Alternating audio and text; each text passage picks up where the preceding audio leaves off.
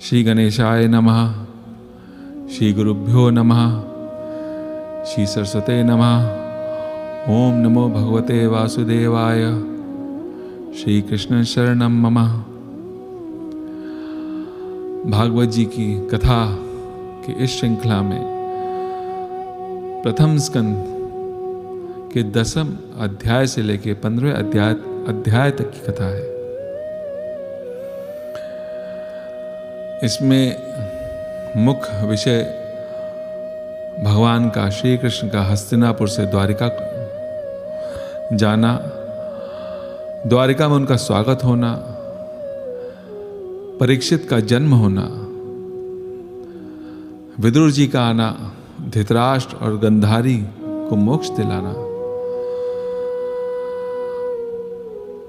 कलयुग का आगमन होना, धर्मराज अर्जुन को द्वारिका भेजते हैं, वहां अर्जुन निस्तेज होकर वापस आते हैं और अंत में सब निर्णय करते हैं स्वर्गरोहण का। तो श्रीमद् भागवत के 5 अध्याय की ये कथा है। 10वें अध्याय से लेकर 15वें अध्याय तक की। यहां युद्ध समाप्त हो गया। भगवान कुछ समय के लिए हस्तिनापुर भी रुक गए, फिर वहां से आज्ञा लेकर अब द्वारिका जाते हैं। द्वारिका पहुंचते हैं तो वहां बहुत स्वागत होता है उनका, भगवान का। वहां भी सब वियोग की स्थिति में थे, भगवान से इतने समय से वियोग में थे। उस स्थिति में भगवान सबको आनंद देते हैं, अनेक रूप धारण करके सबको आनंद देते हैं। उस आनंद के पश्चात इधर कथा आती है, हस्तिनापुर में फिर से कथा आती है कि राजा परीक्षित का जन्म होता है। परीक्षित का नाम जन्म के समय परीक्षित नहीं था। परीक्षित का नाम जन्मेजय था, जन्मेजय। परीक्षित नाम का अर्थ है परीक्षण करना। जब राजा परीक्षित गर्भ में थे, जब शिशु थे, उस अवस्था में उनको यह स्मरण था कि किसी ने मेरी गर्भ में रक्षा की थी। वैसे गर्भ में किसी को कुछ याद नहीं रहता, शिशु को कहां से कुछ याद होगा। 2-3 महीने तक तो उसकी आंख ही नहीं टिकती है, तो उसको याद क्या होगा। लेकिन यहां विशेष परिस्थिति में परीक्षित को उनको याद था कि कोई चतुर्भुज रूप में कोई पुरुष मेरी रक्षा कर रहा था, किसी तेज से रक्षा कर रहा था। तो जब इनका जन्म हुआ तो जन्म के बाद इनके मन में वो स्मृति बनी रही सदा के लिए कि कोई ना कोई मेरी रक्षा कर रहा है, कोई ना कोई मेरी रक्षा कर रहा है। मेरी रक्षा कौन कर रहा है, मेरी रक्षा गर्भ में किसने की। उस रक्षा, उसको देखने के लिए वो लोगों का परीक्षण करते थे, कहीं ये तो नहीं, कहीं ये तो नहीं। सबका परीक्षण करते थे, इसलिए उनका नाम परीक्षित पड़ गया, नहीं तो उनका नाम जन्मेजय था। यहां उनका जन्म हुआ तो जन्म होने के बाद जैसे कि संस्कारों में बुलाया जाता है ज्योतिषाचार्य को, भाई इनकी कुंडली बना दी है, इनका भविष्य बता दिए, इनका भविष्य कैसा होगा, क्या क्या घटनाएं होंगी जीवन में। हर माता पिता को इसका कुछ ना कुछ रहता है। तो यहाँ धर्मराज युधिष्ठिर ने स्वयं बनवाया, कुंडली बनवाई, ज्योतिषाचार्य जी को बुलवाया कि आप इसकी कुंडली बनाइए। और कुंडली बनाया तो उन्होंने कहा कि वैसे तो सब कुछ उच्च, इनके सारे ग्रह उच्च स्थान पर हैं, लेकिन एक ऋषि के अपमान के कारण इनको शाप मिलेगा और उस शाप के कारण सर्प दंश से इनकी मृत्यु होगी। इनको सांप काटेगा, उससे मृत्यु होगी। ये सुनकर तो धर्मराज घबरा गए कि मेरे पौत्र ऐसा जाएगा, ऐसे उसकी गति मिलेगी, उसको सर्पदंश होगा। तब ज्योतिषाचार्य इसमें आगे जोड़ते हैं कि ये तो होगा, ये तो ये बता रहा है इनकी ज्योतिषी, परंतु इनमें उस वक्त, उस समय जब सर्पदंश होगा तो इनको एक गति देने के लिए, परम गति देने के लिए स्वयं व्यास नंदन पुत्र ऋषि सुखदेव जी प्रकट होंगे। वो परीक्षित को आत्मज्ञान देंगे। आत्मज्ञान, आत्मज्ञान क्या होता है? अपनी आत्मा का ज्ञान, आत्मज्ञान। हमको आत्मज्ञान जल्दी मिल नहीं पाता, हमको विषय ज्ञान मिलता है। पूरा जीवन हमको केवल विषय ज्ञान सिखाया जाता है, विषय ज्ञान, विषय व्यवहार, इसका ज्ञान सिखाया जाता है। हमको अपनी आत्मा से परिचय कोई नहीं कराता, हमको आत्मज्ञान कोई नहीं देता। यहां सुखदेव जी उनको आत्मज्ञान देने आएंगे। आत्मज्ञान की जिसको प्राप्ति होती है वही भय से मुक्त हो पाता है। जिसको आत्मज्ञान की प्राप्ति नहीं होती वो कभी भी भय से दूर नहीं होता। विषय सदा दुख देते हैं, विषय कभी भय दूर नहीं करते। हमारा जीवन विषय में ही जाता है, विषय ज्ञान में, हमको कोई आत्मज्ञान नहीं देता। और जब धर्मराज ने सुना कि मेरे पौत्र को सुखदेव स्वयं आएंगे, आत्मज्ञान देंगे, तो परम गति तो प्राप्त होगी होगी, संतुष्ट हो गए। ये परम गति की प्राप्ति होगी। जहां इधर विदुर जी मैत्रेय आदि ऋषि से मिलते हुए कई वर्ष यात्रा करके वापस हस्तिनापुर लौटे। जब विवाद आरंभ हुआ था कौरवों और पांडवों का, तब विदुर जी ने कई चेतावनी दी थी धृतराष्ट्र को कि तुम ये ठीक नहीं कर रहे हो, तुम पांडव पुत्रों के साथ ठीक व्यवहार नहीं कर रहे हो। और जब देख लिया विदुर जी ने कि यहां कोई मेरे सुनने वाला नहीं है, अपमानित होकर उस सभा से गए थे विदुर जी। यहां कोई सुनने वाला नहीं है, और ये जान गए थे कि यहां कौरवों का नाश होने वाला है, कौरव नाश की ओर जा रहे हैं। जिस अधर्म के मार्ग पे चल रहे हैं ये अंत में नाश को ही जाएंगे। कुछ बीच में कर नहीं सकते थे, इसलिए उन्होंने वहां उस सभा को छोड़कर तीर्थ यात्रा पे चले गए। अपनी पत्नी के साथ विदुरानी को लेकर चले गए। फिर जैसे जो हुआ घटना घटी, कौरवों की हार हुई, कौरवों का नाश हुआ, पूरे वंश का नाश हुआ। सब जानकर तीर्थ यात्रा से फिर वो वापस लौटे। यहां लौटे तो यहां धर्मराज को, युधिष्ठिर को पता चला कि चाचा जी आए हैं। सब ने बड़ा स्वागत किया, चाचा जी आए, चाचा जी आए। अरे घर का कोई वृद्ध जो विवेक संपन्न हो, जो वैराग्य संपन्न हो, घर में कोई ऐसा वृद्ध हो तो वहां पर धर्म ही धर्म रहेगा, वहां पर आनंद ही आनंद रहेगा। कोई विवेकी आदमी घर में रहे तो कलह कहां होती है। फिर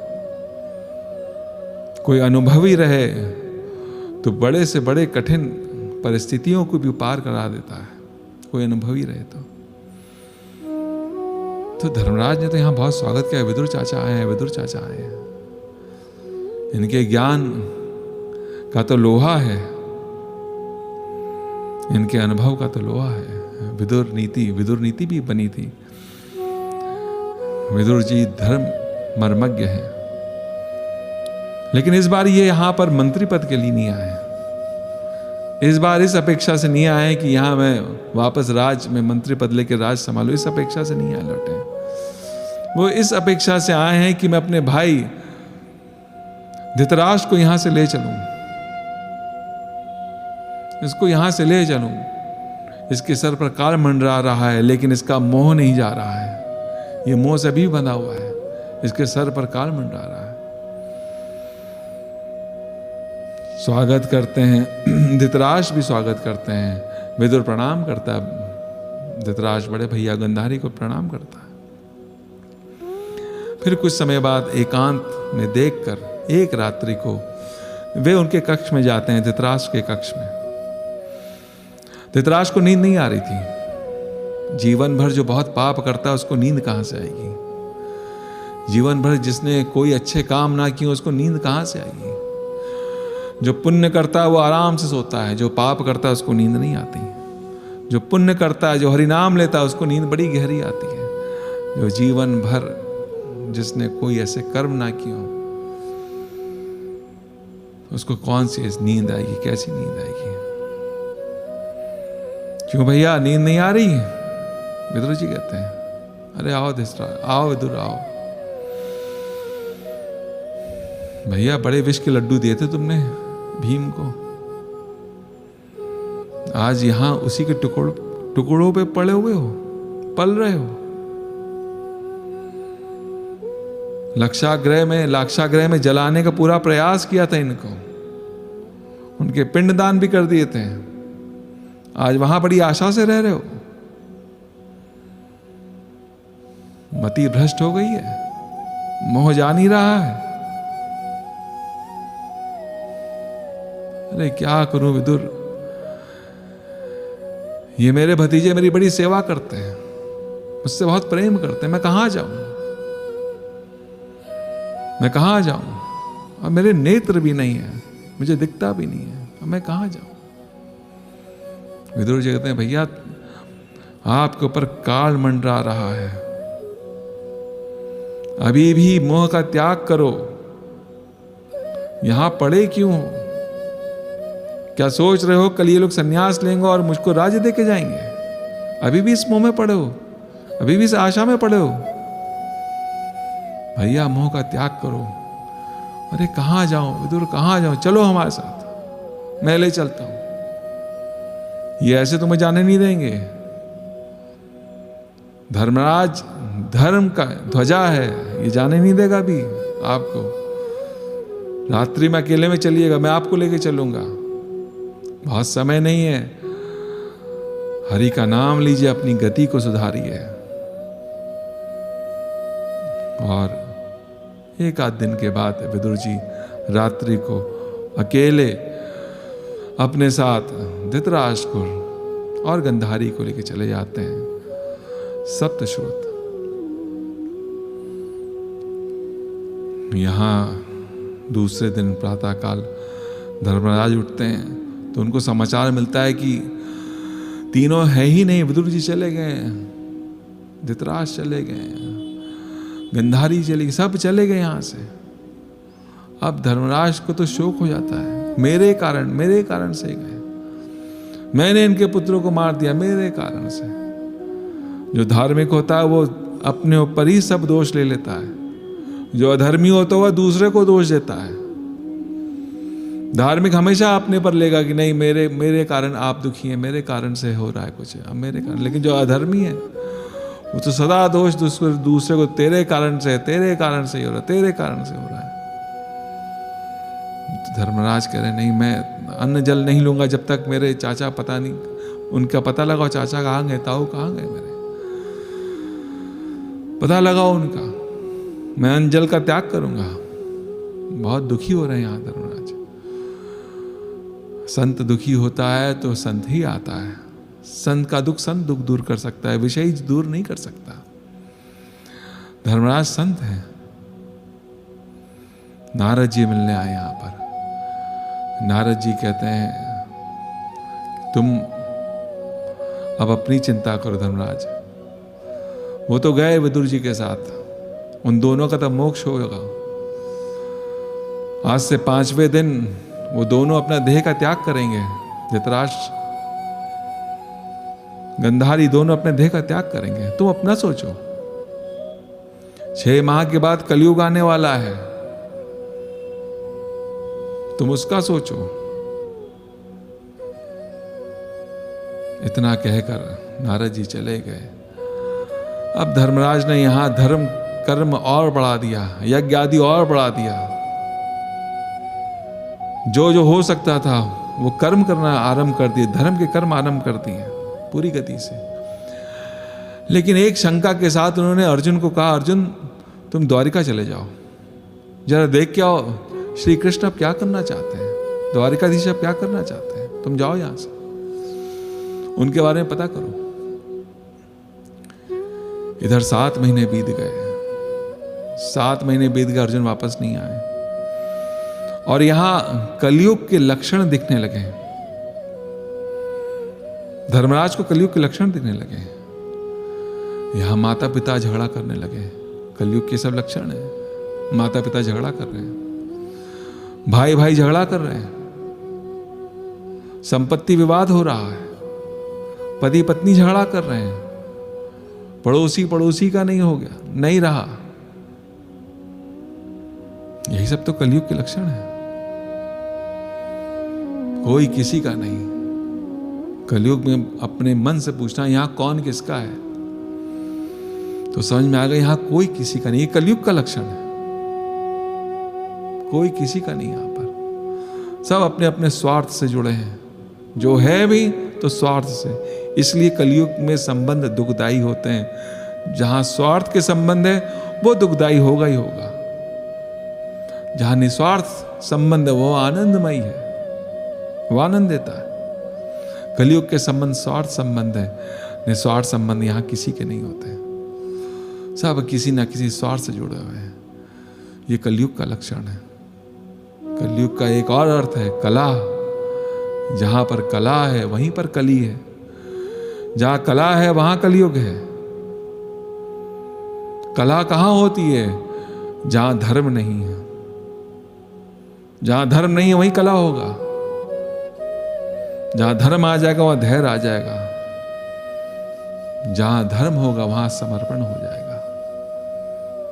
जहां हरि भक्ति है, जहां हरि लीला है, जहां हरि कीर्तन है, वहां कलयुग प्रवेश ही नहीं कर सकता। उस घर में कलयुग प्रवेश ही नहीं कर सकता। वो दूर से चला जाएगा, नहीं इस घर नहीं जाऊंगा, यहां तो धर्म है, यहां धर्म आचरण है सबका। भाई भाई से प्रेम करता है, पति पत्नी प्रेम है, बच्चे अपने माता पिता को देख रहे हैं, उनका प्रेम देख रहे हैं। यहाँ सब और प्रेम है। यहाँ कलयुग कहाँ आएगा? तो उसका निवास इस घर में नहीं है, प्रवेश नहीं कर सकता। ये लक्षण देखकर धर्मराज घबरा रहे हैं। भीम 7 महीना हो गया, कहाँ रह गया अर्जुन? मुझे तो डर लग रहा है। मुझे तो कलयुग के लक्षण हर जगह दिख रहे हैं। इतने में दूर से देखा भीम ने कि अरे ये तो अर्जुन आ रहा है वापस। अर्जुन मुंह लटकाए वापस आ रहा है, निस्तेज वापस आ रहा है, कांति नहीं मुख पर। अर्जुन का स्वागत किया भीम ने। आइए, कहां रह गए इतने दिन आप? क्या हुआ आपको? अनेक सवाल कर रहे अर्जुन। चुप। अर्जुन के तो नेत्रों से आंसू निकल रहे हैं। युधिष्ठिर कह रहे हैं क्या हुआ अर्जुन? कोई तूने निंदनीय कार्य तो नहीं किया? कहीं तूने अतिथि सेवा में कोई त्रुटि तो नहीं की? अनेक धर्मराज ने प्रश्न किए कि क्या कारण है तेरा अर्जुन? तुझे हो क्या गया है? क्या हो गया तुझे? और नेत्रों से अर्जुन के बस जल निकल रहा है, आंसू निकल रहे हैं अर्जुन के। कुछ बोल नहीं पा रहे, उत्तर नहीं दे पा रहे। काफी देर के बाद अर्जुन नेत्रों से आंसू सूखे, तब कहते हैं भैया मैं ठगा गया हूं। भैया मुझे ठग लिया, मुझे ठग लिया भैया। युधिष्ठिर ठग लिया? तुझे किसने ठगा? भैया मुझे केशव ने ठग लिया, मुझे कृष्ण ने ठग लिया। कैसे? भैया क्या बताऊं? मैं आज तक सोचता था कि ये सारी सिद्धियां मैंने स्वयं प्राप्त की है। मैं आज तक सोचता था कि मेरे पर बड़ी तीव्र बुद्धि है, मेरे में समझने की बुद्धि कुछ अलग है, विशेष है मेरे अंदर। मेरी गति बहुत तेज है, मुझमें अस्त्र शस्त्र की विद्या सर्वश्रेष्ठ पाने की क्षमता थी, इसलिए मैं ये पाया हूं। मैं क्षमतावान हूं, इसलिए मुझे ये सारी विद्या मिली है, किसी और को नहीं मिली है। मुझे जो आसन मिला इंद्र के यहाँ, इंद्र ने मुझे आधे आसन पे बिठाया, वो मेरे सामर्थ्य की वजह से बिठाया था। इंद्र ने इतना सम्मान दिया था स्वर्ग में मुझे बुला के। मैं ये सोच रहा था द्रौपदी के स्वयंवर में मत्स्य वेदन मैंने किया था। ये कोई इस मछली की आंख को मार नहीं सकता था, मैंने मारा था। युद्ध के जीत का कारण मेरा पराक्रम था। युद्ध जीता मेरे अपने पराक्रम के कारण से मैं जीता हूं। हर चीज का मुझे बहुत अहम था, बड़ा स्वाभिमान था, बहुत अहंकार था। सब मैं हूं, मेरे कारण से हुआ है। भैया मैं ठगा गया, मेरा कोई कारण नहीं था। ये सारा कारण श्री कृष्ण का था। श्री कृष्ण ही चाहते थे मेरे में ऐसा बल उत्पन्न हो, श्री कृष्ण ही चाहते थे मेरे में ऐसी बुद्धि उत्पन्न हो, मेरे में ऐसा तेज उत्पन्न हो। ये सब श्री कृष्ण चाहते थे। तो तुझे ये कैसे समझ में आया? धर्मराज कहते हैं, तुझे ये कैसे समझ में आया कि तेरे अंदर ये नहीं है? भैया भगवान श्री कृष्ण केशव, उन्होंने अपना स्वधाम गमन किया है। वो अपने धाम को चले गए हैं, वो गोलोक धाम चले गए हैं। और जब वो गोलोक धाम चले गए, जब मैं उनके परिवार को लेके यहाँ लौट रहा था, तो मार्ग में भीलों ने मुझको लूट लिया। मेरे पास वही गांडीव धनुष, मेरे पास वही बाण, मेरे पास वही रथ, मैं स्वयं वही अर्जुन। मैं ना तीर चला पाया, मैं ना किसी को रोक पाया, ना मैं युद्ध कर पाया। ये सारा कुछ, सारा बल श्री कृष्ण का था, मेरा कुछ नहीं था। भैया मैं ठगा गया। अर्जुन उदास होकर, दुखी होकर कथा कह रहे हैं। और यहां कहते हैं, भैया आपको याद है ना उस घटना, आपको याद है ना दुर्वासा ऋषि की? भागवत जी में इसकी कथा विस्तार से भी है, लेकिन श्लोक में नहीं है, साथ में है। जब आप इसका अध्ययन करेंगे तो इसकी दुर्वासा ऋषि की कथा साथ में है, अलग से है। कि जब दुर्योधन ने 4 माह सेवा की थी दुर्वासा ऋषि की, उस वक्त उनसे वर मांग लिया था कि आप अपने एकादशी व्रत का पारण करने के लिए धर्मराज के घर जाइएगा। भैया आपको याद है ना? हाँ याद है मुझे, दुर्वासा ऋषि का पूरा याद है। और ये कहा था कि जब द्रौपदी भोजन कर ले उसके बाद जाइएगा, भोजन करने के पश्चात जाइएगा अपने व्रत का पारण करने के लिए, एकादशी व्रत का पारण। इतना मांगा था। 4 महीने सेवा की दुर्योधन ने, और मांगा क्या था? हमारा वनवास चल रहा था, वनवास में दुर्वासा ऋषि को भेजा कि अपने 10,000 शिष्यों के साथ प्रसाद वहीं ग्रहण करिएगा।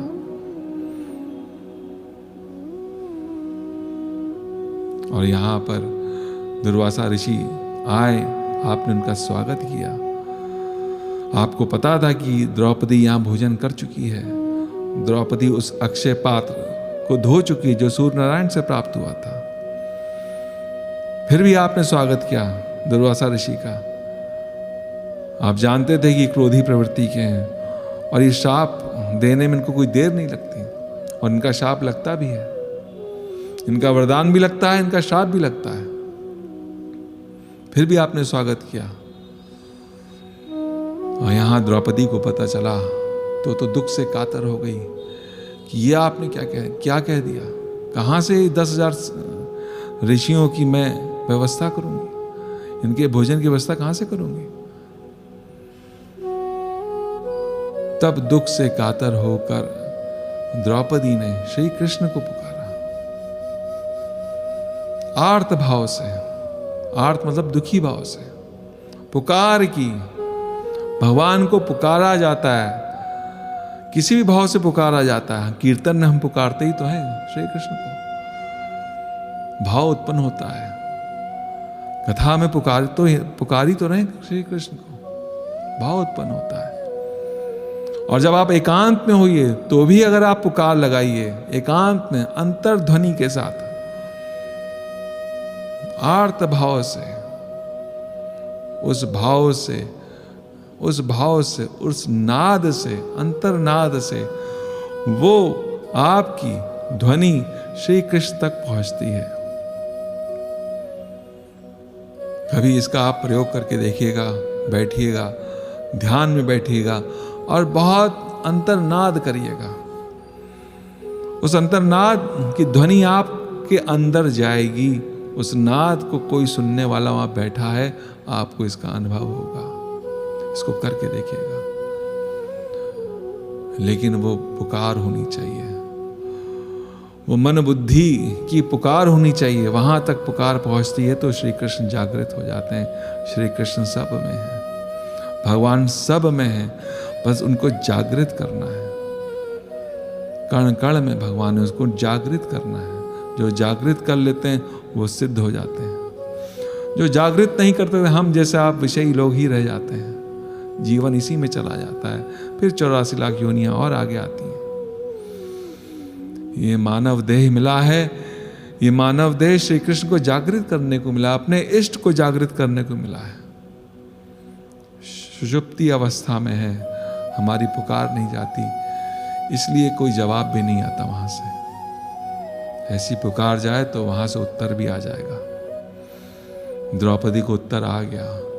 द्रौपदी उस आर्त भाव से पुकार रही है। श्री कृष्ण का उत्थान का समय था। द्वारिका में रुक्मिणी थाल लेके बैठी थी कि भगवान उठेंगे, भोग लगाएंगे। भगवान ने रुक्मिणी से कहा, मैं जा रहा हूं, मुझको पुकार रही द्रौपदी, मुझे तुरंत जाना है। रुक्मिणी बार बार आग्रह करी, अच्छा कुछ भोजन तो करके जाइए। भगवान ने कहा, नहीं, मैं भोजन वही कर लूंगा। द्रौपदी पुकार रही, मुझे जाने दो, अभी मुझे तुरंत जाना है। यहां आंख बंद करके द्रौपदी पुकार रही है, यहां केशव प्रकट होते हैं, श्री कृष्ण प्रकट होते हैं और द्रौपदी से कहते हैं, अरे द्रौपदी, तू मुझे क्यों पुकार रही है, क्या हुआ? क्या प्रभु, आपको तो सब पता है, दुर्वासा ऋषि आए हैं, इनकी भोजन की व्यवस्था करनी है और यहां तो अक्षयपात्र में धो चुकी हूं, ये 10,000 ऋषियों की कैसी व्यवस्था करूंगी? और नहीं कर पाई तो आपको पता है ये क्या होगा। तो भगवान ने कहा, अरे ठीक है, तू भोजन की व्यवस्था तो उनकी कर लेना, पहले ये बता, तूने मेरे लिए कुछ रख छोड़ा है कि नहीं? तू मेरे लिए रोज कुछ ना कुछ रख छोड़ती है ना, कुछ रख छोड़ा है? द्रौपदी कहती, प्रभु आज मुझसे भूल हो गई, प्रभु आज भूल हो गई। अच्छा चल कोई बात नहीं, तेरा अक्षय पात्र कहाँ है? प्रभु उसमें कुछ नहीं है। अच्छा तू ला तो। द्रौपदी दौड़ के अक्षय पात्र लेके आती है। उस अक्षय पात्र को भगवान देखते हैं, कहते हैं, अरे इसमें तो एक पत्ता है, ये पत्ता होता कहां से? द्रौपदी तो धो चुकी थी बर्तन, पर भगवान का प्रयोग था ये। वो पत्ता प्रकट हो गया। भगवान ने कहा, देख तूने मेरे लिए कुछ छोड़ तो रखा है। अरे भगवान के लिए इतना भी काफी है। कोई मन से एक पत्ता भी भगवान को देना तो भगवान को आनंद आता है। ये मुझे भूलता नहीं है। भगवान को कोई बहुत भोग प्रसाद नहीं चाहिए, एक छोटा पत्ता ही काफी है। आपका नियम होना चाहिए कि नहीं, बिना भगवान को भोजन कराए मैं भोजन नहीं करूंगा। एक पत्ता ही काफी है, छोटा सा पत्ता। भगवान भाव के भूखे, भगवान को कौन भोजन करा सकता है? किसमें सामर्थ्य है भगवान को भोजन कराए? भगवान तो बस भाव के भूखे हैं। मुझे भूख लगती भाव की, तेरे भाव तो बस भाव नहीं है। तू करता तो बहुत है पर तेरा भाव नहीं है। बहुत नाम लेता पर तेरे पास भाव नहीं है। मैं तो भाव का भूखा हूं। मुझे भूख लगती है, हाँ लगती है, पर भाव की लगती है। वो पत्ता भगवान ने उसका प्राशन किया। जब भगवान ने उस पत्ते का प्राशन किया तो समस्त सृष्टि ने उसका प्राशन कर लिया। समस्त सृष्टि ने उसका भोजन कर लिया। सब तृप्त हो गए, हर ओर तृप्ति छा गई। हर ओर सब तृप्त बैठे हुए थे, सब तृप्त हो गए थे। क्यों? क्योंकि भगवान सब में समाये हैं। अगर भगवान तृप्त होते हैं तो सब तृप्त हो जाते हैं, क्योंकि भगवान सब में समाये हैं, इसलिए सब तृप्त हो जाते हैं, उसी क्षण तृप्त होते हैं। सर्वत्र हैं भगवान, ईश्वर सर्वत्र है, वो तृप्त होंगे, सब तृप्त हो जाएंगे। यहाँ स्नान आदि करके दुर्वासा ऋषि तैयार हुए। ऋषि उनके साथ 10,000 शिष्य तैयार हुए। भीम उनसे आग्रह करने लगा, आइए गुरुदेव, भोजन तैयार है, आइए प्रसाद ग्रहण करिए। यहाँ तो सब और डकार ले रहे थे। दुर्वासा ऋषि ने कहा, उन्होंने पूछा भीम से, क्या द्वारिकाधीश आए हैं क्या?